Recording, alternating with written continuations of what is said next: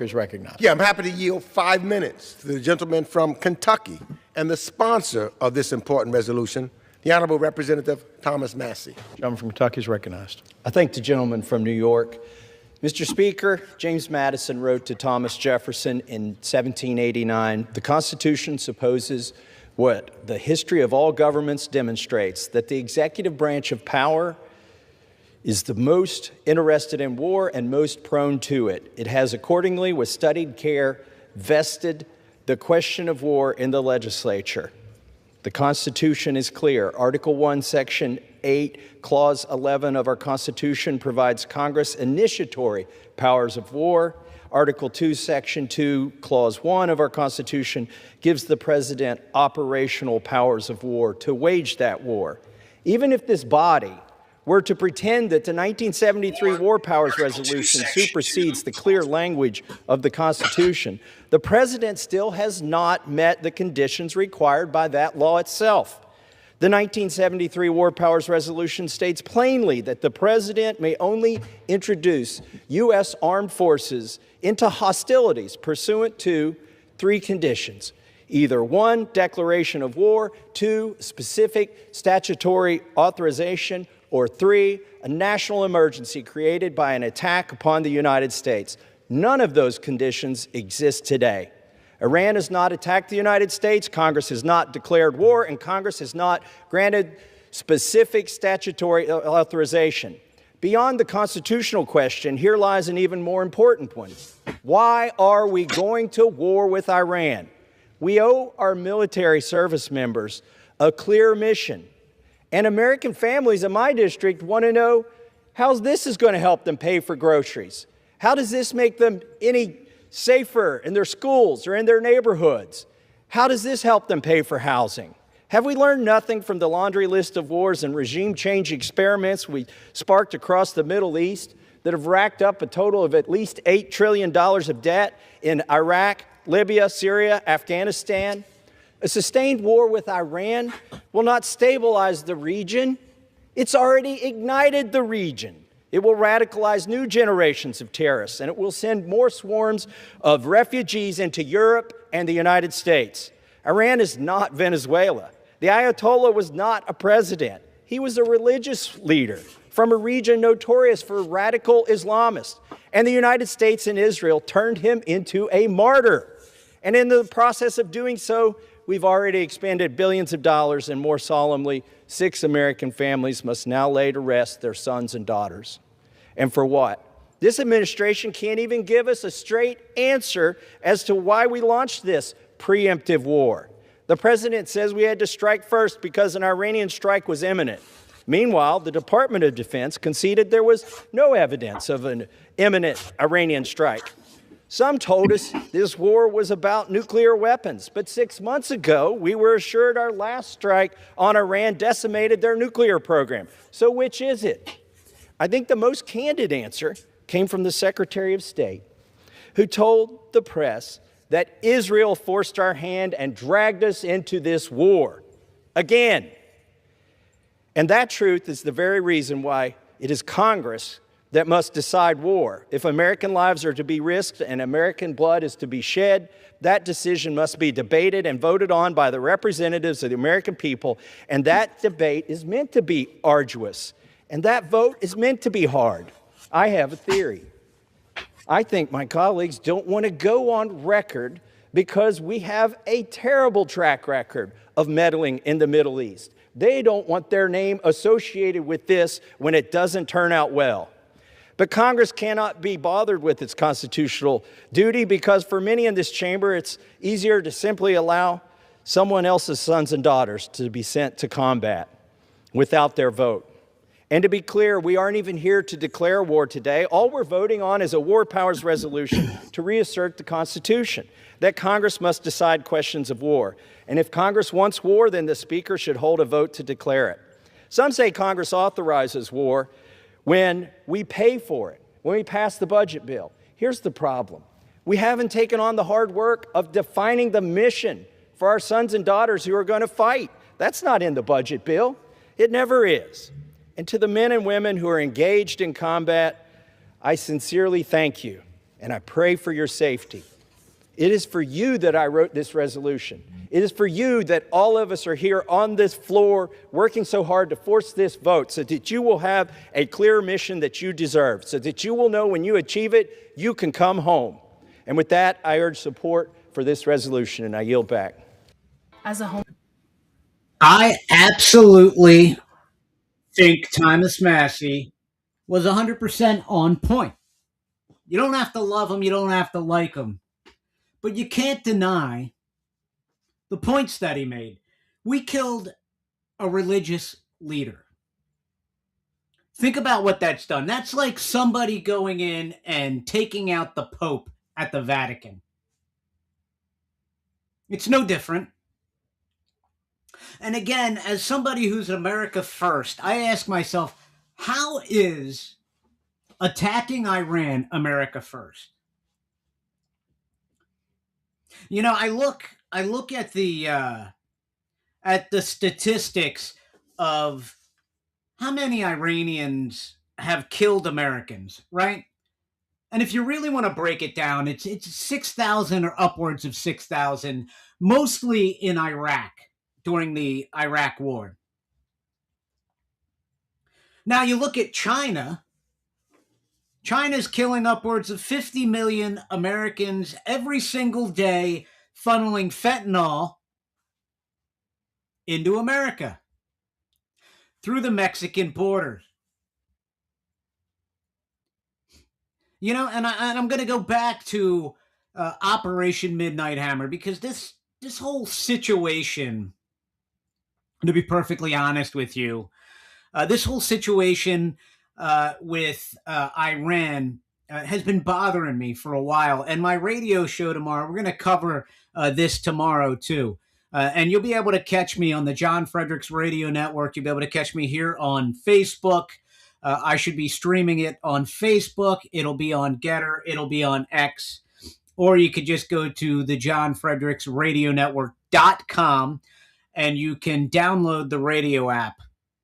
Or just look us up on Getter, X, Rumble, or right here on my Facebook or my YouTube.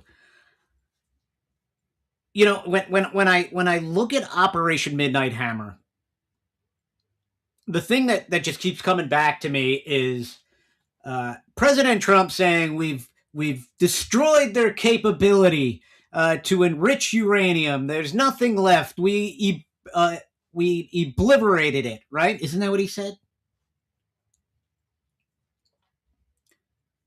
But here we are. And if you ever watched any of my other podcasts before, when I had my Rumble channel going, I told you after Operation Midnight Hammer, or if you listen to my radio show, I told you after Operation Midnight Hammer that we would not be done with just that, because it's not enough for Bibi. From the beginning, Benjamin Netanyahu wanted regime change from the beginning. Hands down, that's what this is all about. Oh, and I got a little tip for you guys, and I'm sure it'll come out in the future. Mossad was sent in amongst the Iranian people to stoke the uprising that you saw a few weeks ago after their currency started to collapse. Yes, just like America uses our CIA to go in and disrupt other countries and to upset the apple cart so we can then install a government that we want, Israel does the same thing. And they did it in Iran. You might not like to hear that, but it's the truth. Why? Well, to be perfectly honest with you, I believe a lot of it comes down to Benjamin Netanyahu facing corruption charges. I think that he knows once these wars end, that he has to face justice. For instance, President Trump, a few months back, went to the president of Israel and asked him to give Bibi a pardon. Why? Because President Trump said if you give Bibi a pardon, it's going to make it much easier for peace in Gaza. President Trump knows. Not dumb. So ask yourself, 3 weeks ago, Bibi comes to the White House. He probably said something like this. President Trump, we have an uprising and the Iranian people are ready to take their country back. They just need a little bit of encouragement. Oh, and by the way, they're enriching uranium. They're going to have it in 2 weeks. So explain to me how, when we destroyed all of their nuclear capability, all of a sudden now they're going to have it in 2 weeks. And by the way, Bibi lied about the previous comments he made when he said they were 2-3 months away that triggered Operation Midnight Hammer. Here it comes out that they were 2-3 years away from having the ability to make a bomb. And I can find a video from Bibi 2012 where he goes off in front of the Senate with a stupid bomb thing, talking about how in 2012 Iran was 90% ready to enrich uranium and create a nuclear bomb. So it's all a bunch of crap. It's all a bunch of crap. That's all it is. So here we are. Bibi comes to the White House. He tells Trump all this stuff. Next thing you know, we're launching an attack on Iran. And it's a war. Don't kid yourself. This is a war. Right? And you're going to be fed all types of talking points. You listen to Newsmax, they're going to shill for Israel. You listen to Fox News, they're a bunch of warmongers that just want to fuel the military-industrial complex and the Bush-Cheney boys of war, because that's what it is. Whenever you see Lindsey Graham smiling and drooling and getting all excited, you know you're heading down the wrong path. But here we are. Right? And your talking point is, this is going to hurt China because they get a percentage of their oil from Iran. You know how much oil they get from Iran? About 12%. 12%, right here. I got a graph. 12% of oil. Other countries in the Middle East, 22%. Russia, 19%. Now, the Prime Minister Alexander Novak of Russia on March 4th, 2026, came out and said Russia is prepared to excel oil production, keep it at the current rate in order to backfill any disruption created to China through the Straits of Hormuz. This isn't affecting China, their oil supply, or even the cost of oil. You know who it's affecting? Us. Right here. What's oil today? What did it close at? $84 a barrel, maybe more? I'll tell you right now. Just give me a minute. $91 a barrel. Now, what happens when oil is $91 a barrel? What comes back? Inflation. You see, energy and oil is at the core of inflation. It's not government spending. It's not all that smoke and mirrors bull crap that the talking heads want to feed you. It's oil. It all comes down to oil. Right? So here we are. Finally got oil under control. And here we are.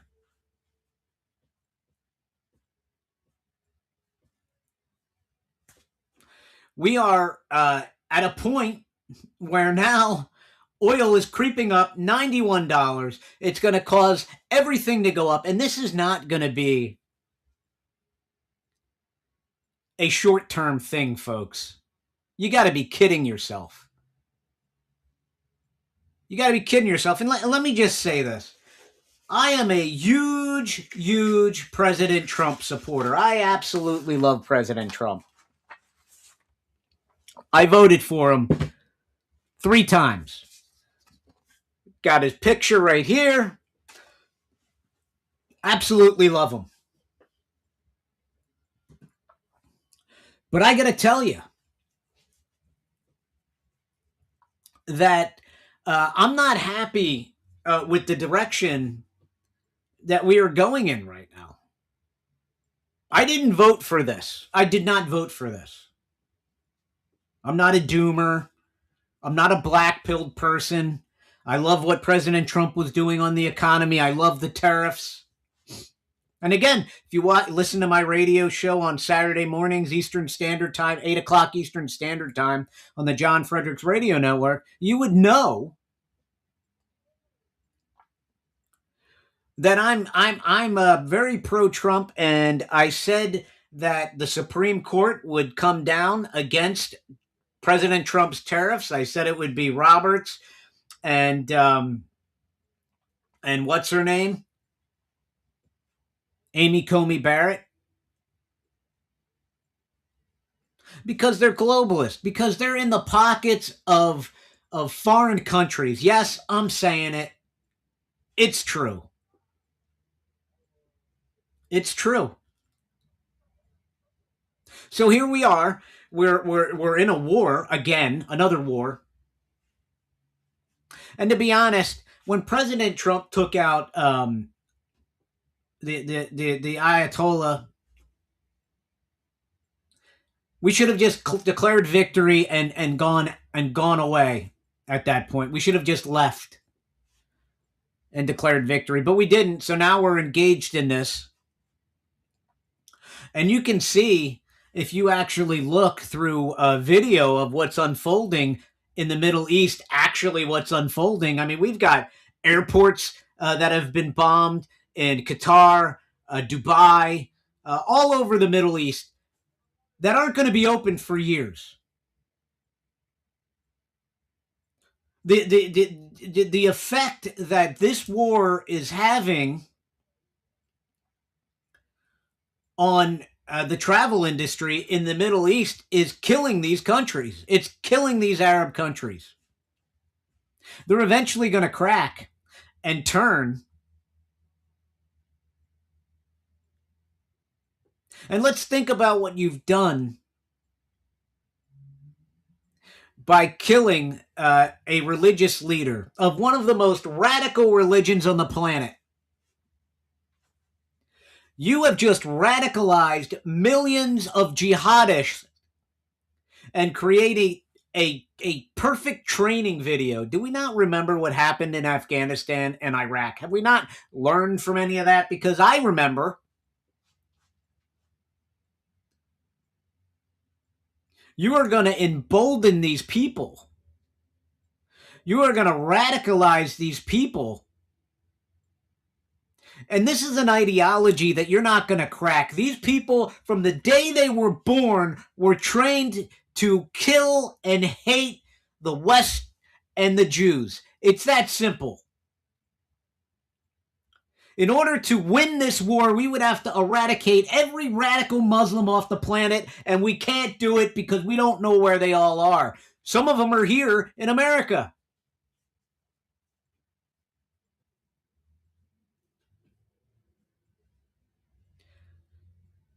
You know, and I think President Trump was pushed into this. I do. I think he was pushed into this. And I think that at some point, unfortunately, he's going to realize it. He's going to realize the mistake that he made. And then it's too late because the midterms are right around the corner. And I just want everybody to go back in time and think about after Joe Biden won the presidency. Who was the first foreign leader to call Joe Biden? Who was it? Oh, hands up right here. Benjamin Netanyahu. You think Benjamin Netanyahu has President Trump's best interest at heart with this regime change? I don't. Now he's got President Trump talking about regime change in Iran. It was never supposed to be about that. But it is now. And don't get me wrong, we're in it. So I want to win it. I want to win this no matter what it takes. I don't know how we get out of this, to be perfectly honest with you, without more dead Americans. And unfortunately, we already have 6 of them. And I think we're going to have more.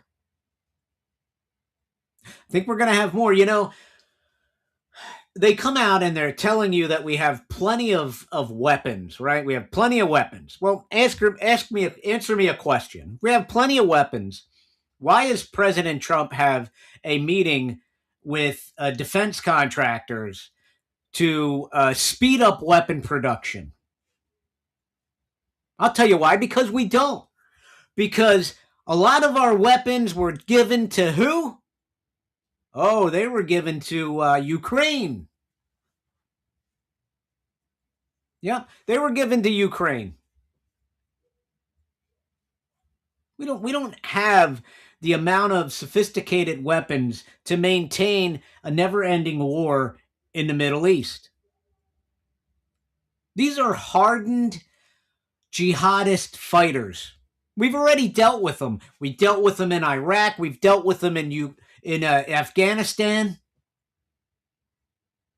And for a couple of guys with some AK-47s and some roadside bombs and some RPGs, they put a hurting on our boys. And what did we gain from any of those wars? Nothing. The jihadists are still in control of Afghanistan and Iraq. Right? As a matter of fact, we had to close our embassy in Iraq because of the jihadists over there. They want to kill everybody in the freaking United States embassy. Now we have Pakistan acting up, all those radical Muslims acting up. Not even to say the amount of radical sleeper cells that are here in the United States that haven't even began to attack us yet. They're just laying low. They're waiting for us. They're waiting for us to let our guard down. That's exactly what's happening. These people are emboldened, seasoned jihadists that have one mission, and it's to kill you and take down the West. And we just lit the fuse by taking out their leader. I know you're not going to like it. You're going to say, oh, how dare you? It's the truth and you know it. This could be the death nail in the midterms, facilitated by Benjamin Netanyahu, possibly on purpose. Possibly on purpose to take down Trump. Right? You can't be nice to these people. You can't reason with these people. For God's sakes, these jihadists in the Middle East are willing to strap bombs to their own children and send them into a crowded marketplace and detonate it. Just think what they'll do to you. You can't reason with this ideology. And you've just ignited it. You've just radicalized millions of jihadist Muslims, young youth that are going to be looking at this as an attack on Islam, as an attack on Muhammad.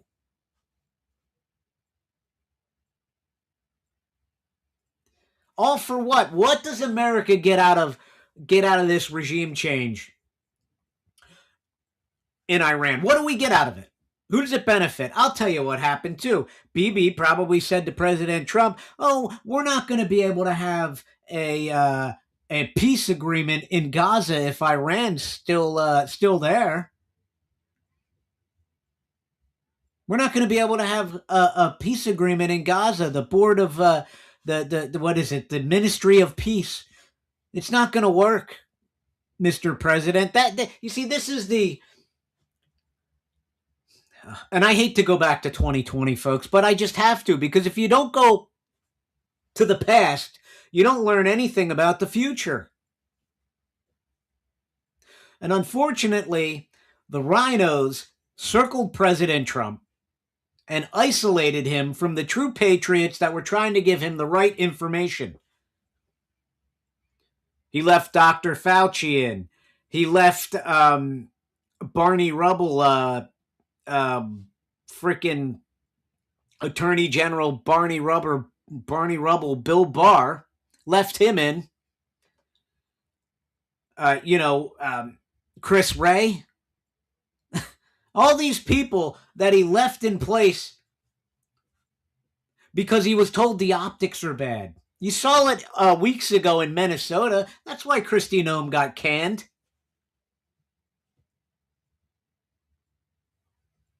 Because somebody came to President Trump, probably Susie Wild, maybe, some of the rhinos.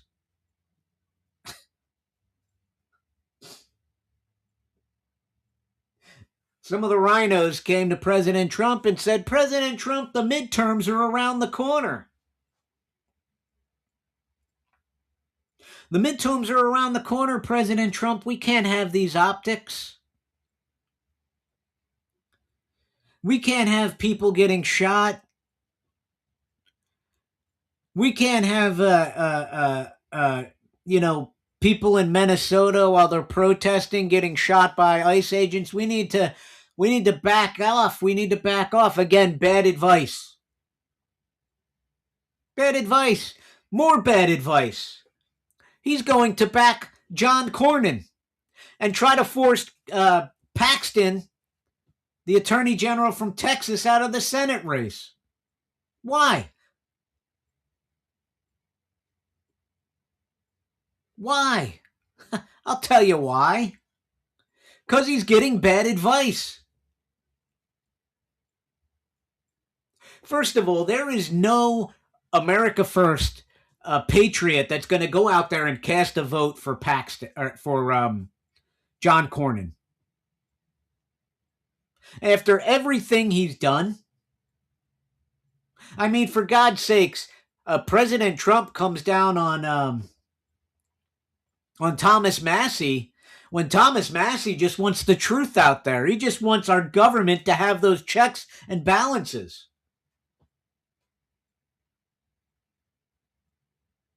But you've got Cornyn out there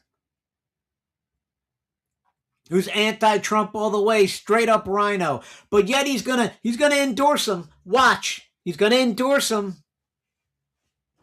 and we're gonna lose that seat. We're gonna lose that Senate seat if President Trump endorses Cornyn. Why? Because MAGA ain't having it. We would rather sit home. We would rather sit home and give that seat to a Democrat than elect another rhino, because you know what? It's the same policy. It's the same deal.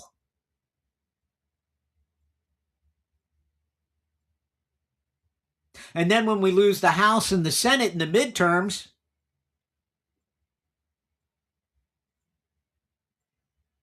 everybody's going to be whining. They're going to be crying, oh, election fraud, when it wasn't election fraud. It was a lack of maintaining to keep promises. Again, Pam Bondi, name one thing she's done. Nobody's held accountable in the deep state. Nobody's held accountable. Look at the Clintons, for God's sakes.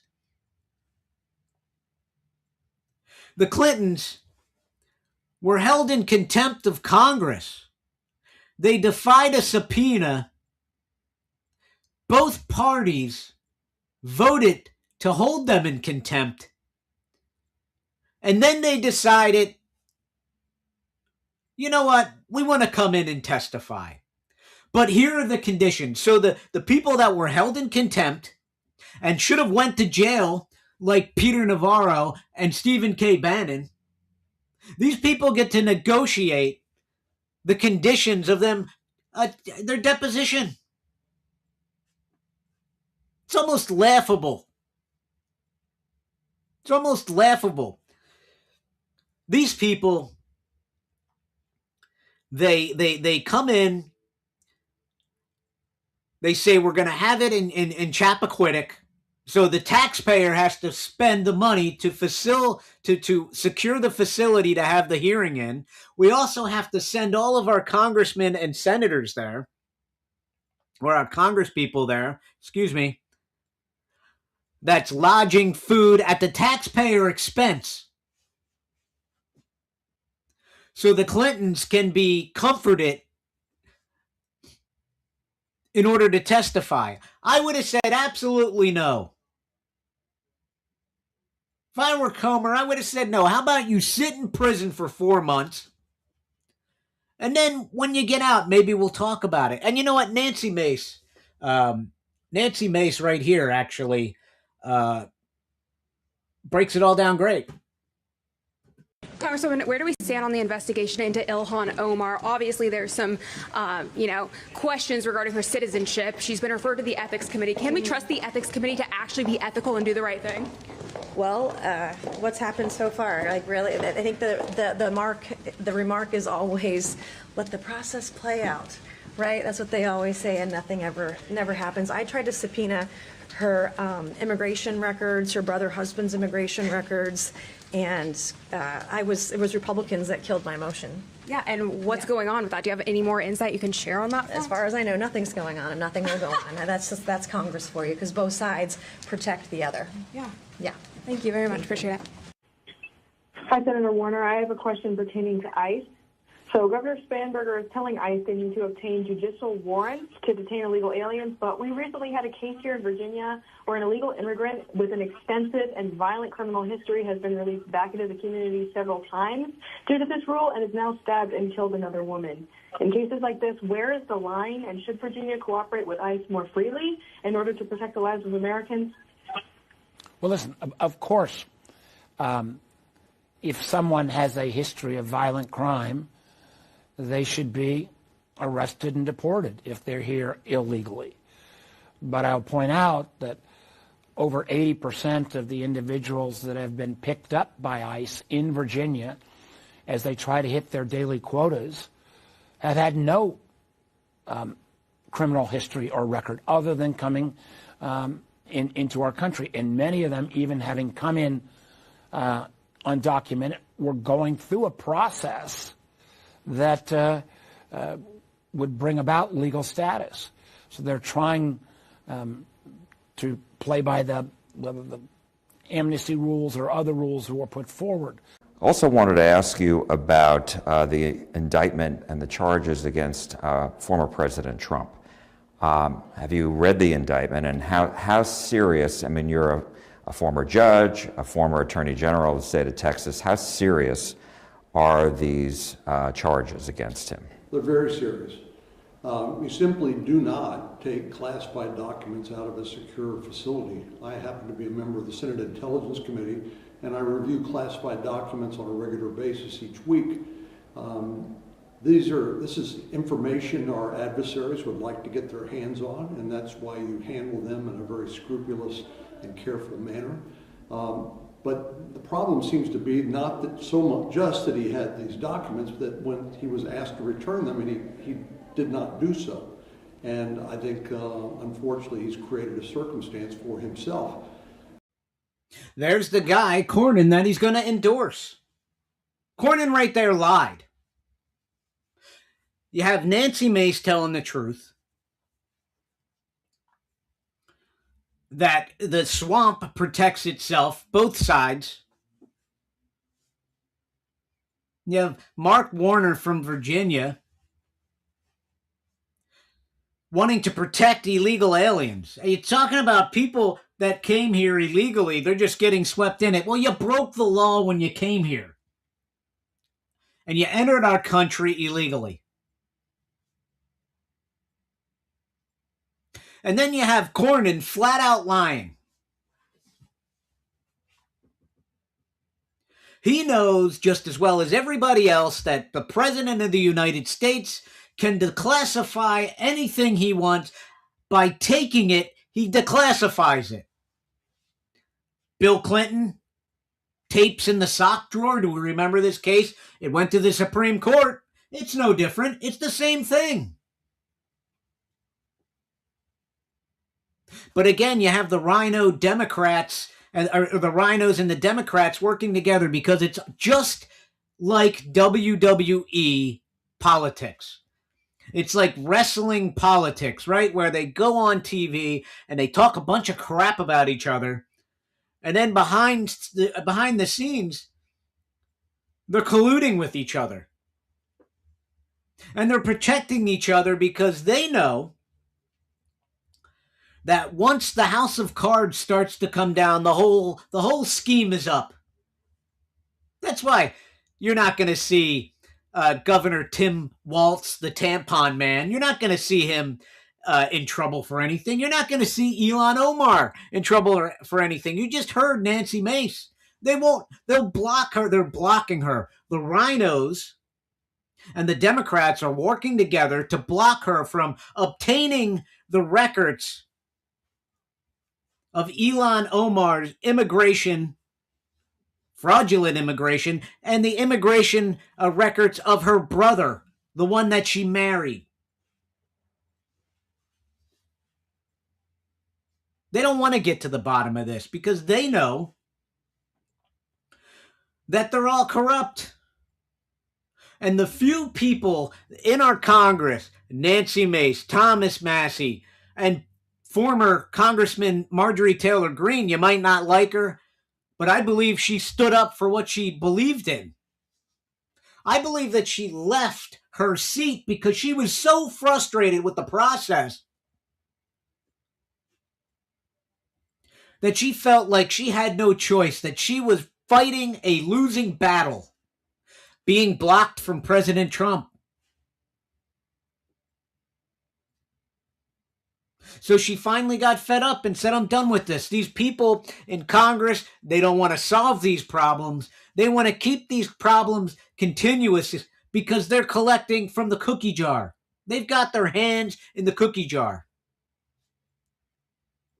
And the American people are the ones that are losing. Just like this war in Iran, we're going to be the ones that are going to lose because we're the ones that are going to be toting the bill for all these bombs that are being dropped and all this military deployment and all this high fuel. It rests on the back of the American.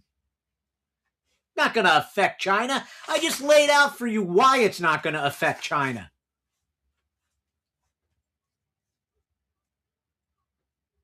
But let's go through the facts again real quick. China, Iran killed upwards of 6,000 Americans. Now, one American is too much. Don't get me wrong. Kills upwards of 6,000 Americans, and most of them in the Iraq war. If we would have never went into Iraq, the amount of Americans killed by proxies of Iran would have been very low. But again, the rhinos, the military-industrial complex, they wanted to get rich. They wanted to get rich, so what'd they do? They sent us to war. Bush, Cheney, Donald Rumsfeld, all those dirtballs. It wasn't their kids dying. It wasn't their kids getting their legs blown off. It was ours.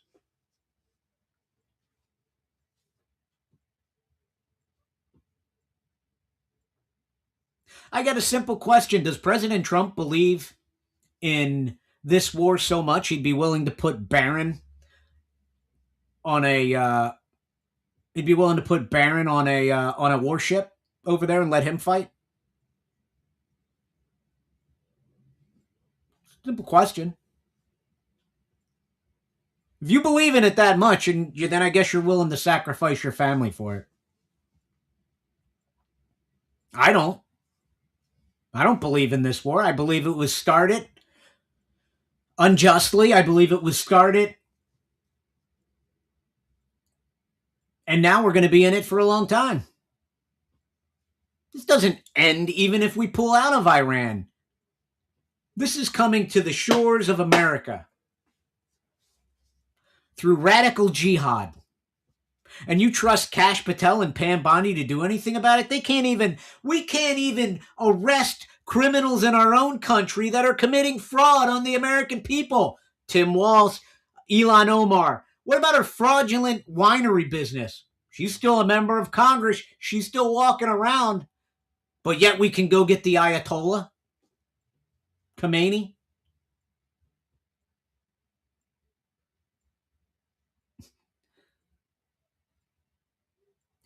China with fentanyl through the Mexican border kills upwards of 50 million people. 50 million people.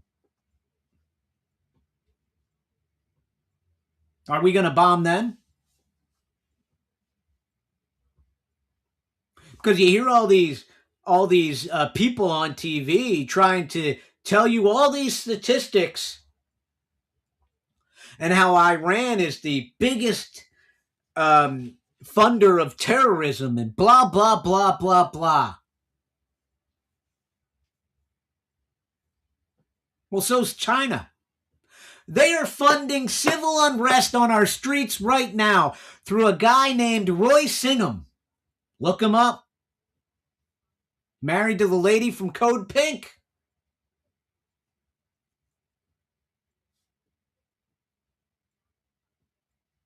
But we're not bombing China. No, we do business with them instead, right? We buy their cheap Chinese goods. And we allow them to make all of our drugs. Right? Because our politicians are in the back pockets of China. They don't want to solve this problem. Our politicians are in the back pockets of the Mexican drug cartels. That's why the borders were left open so long. That's why we never had a real solid grasp on our border till President Trump. Because he's the only one that's not in the pocket of any of these people. He's just getting bad advice from everybody that's in the pocket of these people.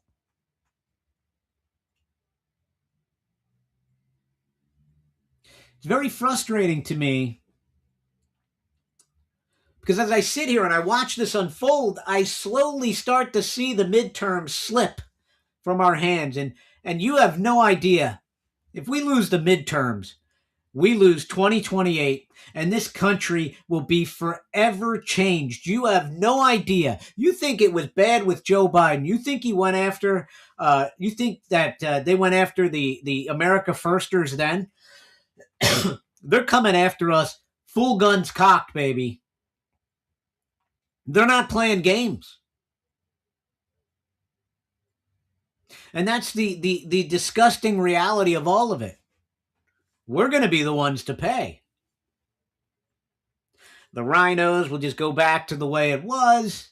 See, Republicans don't want to be in power. They would pass the SAVE Act. We could fix our voting right now. End the filibuster. But no, you got Thune. You got that walking corpse, Mitch McConnell. You see, I don't blame President Trump. I don't. I blame the people that have surrounded him. I blame the people like Susie Wild that are blocking access to patriots that are trying to give him the good information. I can tell you one thing, and you can write this down. If we don't correct this ship, if we don't right the course of the ship that we are on right now, we will lose the midterms. I don't care what any polls are telling you.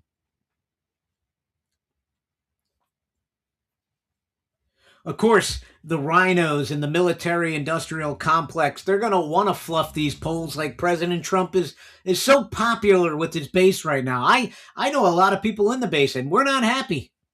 There's no accountability. Why isn't Fauci held accountable? You know, over in Mexico right now, there's still all kinds of issues with the Xinjiang cartels. They're still fighting with the Mexican military over there.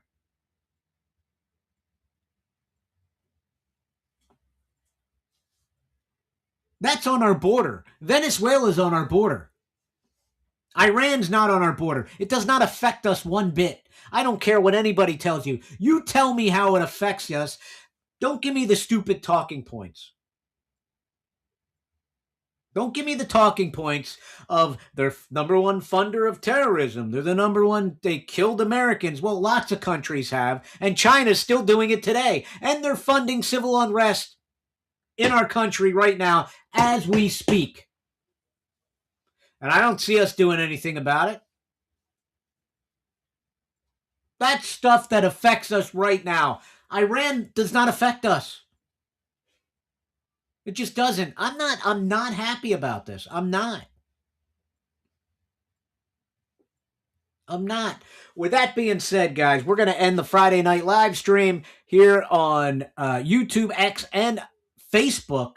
Listen, hit that like button, hit that follow button if you're just stumbling upon this, and give me a follow. Don't forget, tomorrow morning, 8 a.m. Eastern Standard Time on the John Fredericks Radio Network. You'll be able to catch me right here on YouTube in the morning, 8 o'clock. You'll be able to catch me on Facebook, 8 o'clock in the morning tomorrow, Eastern Standard Time, and all platforms with the John Fredericks Media Network branded to it. Getter, John Fredericks Media Network. X, John Fredericks Media Network. You can catch me on there tomorrow morning. It's a live call-in show. So we'll give the number out tomorrow. You'll be able to call in if you want to combat what I'm saying. You want to tell me how you feel. I'm for it. Just don't give me the talking points, because I'll just lay out the facts like I did just right now. With that being said, we'll see you in the morning. Stay safe. God bless. And thanks for